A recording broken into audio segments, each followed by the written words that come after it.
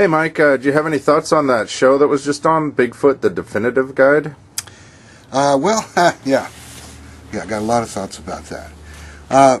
Let's say overall, I would have to give it a positive reaction, only because it's bringing aspects of the phenomena in front of the public that most of the public hasn't thought about a lot, because they did touch on some things.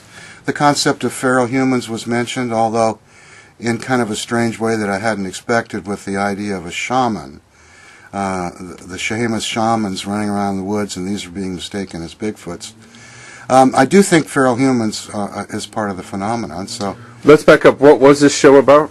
Well, it was a panel of 5 scientists. Some of the world's greatest scientists, is the way they described it, and that included Jeffrey Meldrum. And I should have their names written down here, because I can't off the top of my head give you the names of all the scientists. I knew Meldrum, of course, from the get-go, and I had heard of Ian Redmond, the British cryptozoologist, but some of the other people, I'm afraid I can't give you their names off the top of my head. But anyway, let's say that there were 3 of them that were involved, at least in that they were studying primates. Meldrum does, and Redmond does, and so because he's studied gorillas and been in the wild with gorillas, and spent time doing that. And then this other woman who was part of the panel, who had, I think, discovered a new species of prosimian. That was a credit she had, or at least was studying one. So the other 2 men, not so much. I don't think they were as much connected with Bigfoot studies, but they felt that they were at least kind of people who should be allowed to talk about it.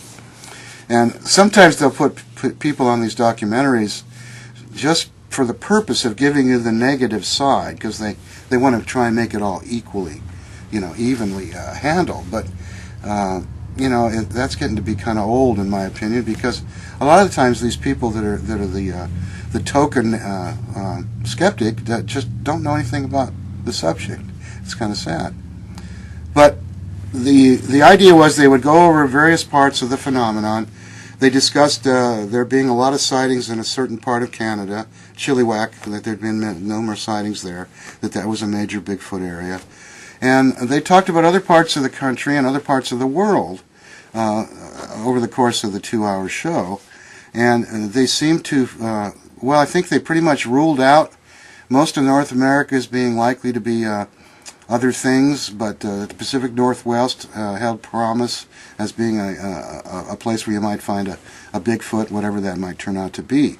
And then they discussed the different hypotheses to explain Bigfoot. Of course, the bipedal ape theory, which Meldrum expressed as his, and the fact that it might be the current version of Gigantopithecus. And then they brought up Homo heidelbergensis, which is a relict hominid that's, they mentioned there have even been some finds as recent as 12,000 years old, apparently, of heidelbergensis. I'm still looking for that reference, but Meldrum mentioned it was a brand new find.